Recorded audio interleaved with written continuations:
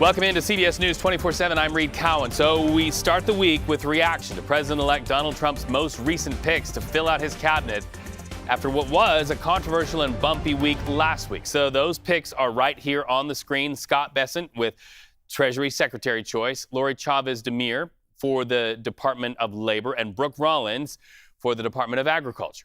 And Scott Turner rounding out his choice to be picked for Housing and Urban Development. So right along with you, we are watching what lawmakers face going into confirmation hearings. So let's bring in CBS News congressional correspondent Scott MacFarlane, who will be chasing this down for the many weeks and months ahead.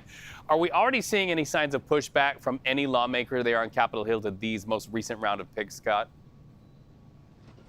Yeah, Reed, Trump went beast mode Friday night with all these announcements in quick succession to close out the week. It's easy to lose track of any one or two, but I could tell you over the weekend, speaking with sources and simply watching the Sunday programs and cable news, you can get a sense as to where Democrats are training their attention. It's on two designees at this point. With Matt Gaetz gone, Democrats are now focused on Pete Hegseth, the designee to be the defense secretary, and Tulsi Gabbard, Trump's choice for the director of national intelligence. And we heard this on Sunday, especially with Ms. Gabbard, her former colleagues in Congress, her former Democratic colleagues, saying she too frequently echoes the talking points of Vladimir Putin to be trusted implicitly with the nation's top secrets. That's going to come up at confirmation hearings. You can hear the drumbeat starting, and there were Republicans, including Oklahoma Senator Markwayne Mullin, pushing back on that allegation, saying she's highly qualified. There's a fight at a confirmation hearing. And with Pete Hegseth, you saw a dual-track set of criticisms over the past 48 hours.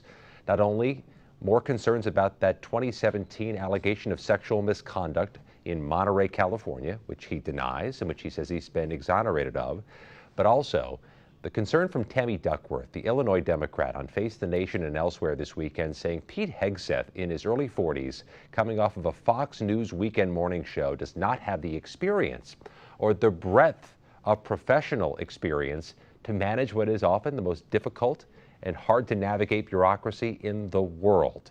There's another confirmation fight waiting to happen. And Read, our best intelligence so far from sources is these confirmation hearings could begin very early in January, even before Inauguration Day. Wow. Okay, Scott, so I want to ask about another thing, those 60,000 applications, the backlog for emergency relief. We know many people, especially in the Carolinas and elsewhere, are going into the holidays, still putting their lives back together and needing that help. What are you hearing from Congress on that? Well, this is a mess, and it's not going away. Our exclusive CBS News reporting is there is now a backlog of at least 60,000 applications for hurricane loans through the U.S. Small Business Administration. This would go to homeowners, small business owners who need money to rebuild, and that backlog is likely to grow. What's more, we've learned about 40% of those backlogged applications are in North Carolina, where Western North Carolina is still trying to recover and rebuild and will for some time from Hurricane Helene. The issue is Congress bypassed a chance to refill the coffers for those loans, to get more money into the system back in September. They still haven't done it, so the wait goes on. They can't process these applications. It will grow further in the coming days and weeks.